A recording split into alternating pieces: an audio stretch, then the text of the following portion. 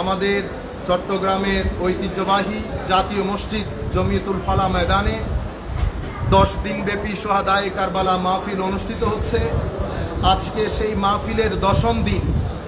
আল্লাহ পাক যদি তৌফিক দান করেন, আপনারা ইতোমধ্যে জানতে পেরেছেন আমরা দেশে এসে পৌঁছেছি।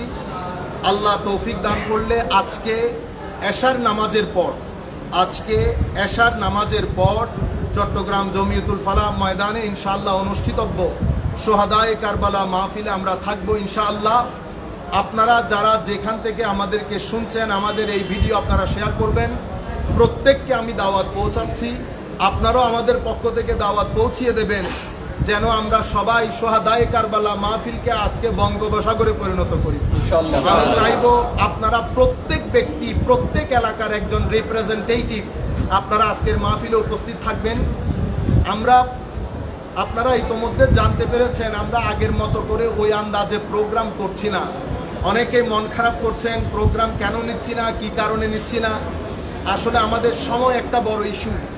সময়ের কারণে আরও বেশ কিছু আমাদের গুরুত্বপূর্ণ কাজ রয়ে গেছে, যেগুলোর কারণে আমি আপনাদের প্রোগ্রামে গেলে আমার গুরুত্বপূর্ণ কাজগুলো করা হবে না।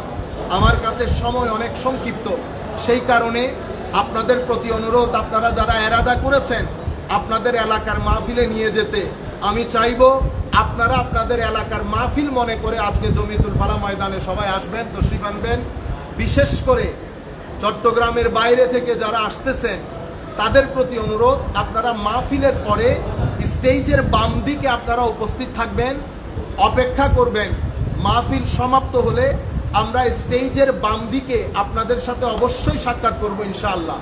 সাক্ষাৎ না করে, বিশেষ করে চট্টগ্রামের বাইরে থেকে যারা আসছেন, আমি তাদেরকে অনুরোধ করব সাক্ষাৎ না করে আপনারা যাবেন না। আল্লাহ তৌফিক দান করলে, এবং আমাদের এখানে ছেলেপুলে সবাই শুনতেছে, তাদের সাথে দেখা হয়ে গেছে, তারা যেন আমাদের মাহফিলের পরে আমাদের চট্টগ্রামের স্থানীয় লোকজন যেন দেখা করতে আর না আসে। চট্টগ্রামের বাইরে যারা আসতেছেন তাদেরকে যেন সুযোগ করে দেয়, এবং ছেলেরও এখানে শুনতেছেন ওনারা হিসাব করে দেখে শুনে বাইরের লোকদেরকে ব্যবস্থা করে দেবেন ইনশাআল্লাহ। সুতরাং মন খারাপের কোনো কিছু নাই। আল্লাহ তৌফিক দান করলে ভবিষ্যতে আরও কত ধরনের অনুষ্ঠান হবে, আপনাদের প্রোগ্রাম নিতে পারবো। কিন্তু আমাদের কিছু বইপত্রের কাজ থেকে যাওয়াতে আমি যদি আপনাদের প্রোগ্রামগুলো করা শুরু করি, আমার বইয়ের কাজগুলো করা হবে না। আমার কাছে এই মুহূর্তে বইয়ের কাজ সবচেয়ে গুরুত্বপূর্ণ।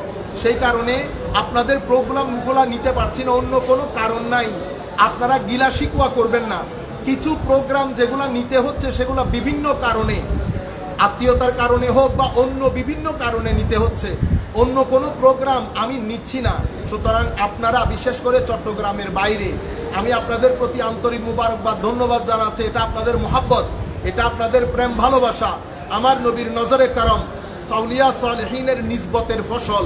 আমি আপনাদের প্রতি পূর্ণাঙ্গ শ্রদ্ধা আমার আছে, সম্মান আমার আছে, শুধুমাত্র পরিস্থিতির কারণে। আর এখন বেশ কিছু নিরাপত্তার বিষয়ও আছে। সব কিছু বিচার বিবেচনা করে সব জায়গায় যাওয়া সম্ভব হচ্ছে না। আজকে জমিয়তুল ফালাহ দেখা হবে, আর আজকে যারা দেখা হবে না বা আসতে পারছেন না, আগামীকালকে ইনশাআল্লাহ মাইজভান্ডার দরবার শরীফে আমরা 9টা 10টার মাঝখানে আমরা চেষ্টা করব আমাদের বক্তব্য শুরু করতে। আপনারা কালকে মাইজভান্ডার শরীফে দাওয়াত।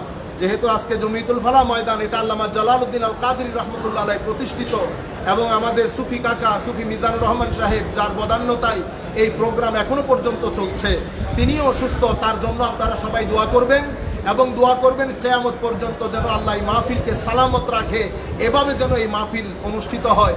সবার প্রতি আবার দাওয়াত রেখে আমরা আমাদের এই সংক্ষিপ্ত মেসেজ শেষ করছি। আসসালামু আলাইকুম ওয়া রাহমাতুল্লাহ। আন্তরিক মোবারকবাদ এবং ধন্যবাদ জানাচ্ছি।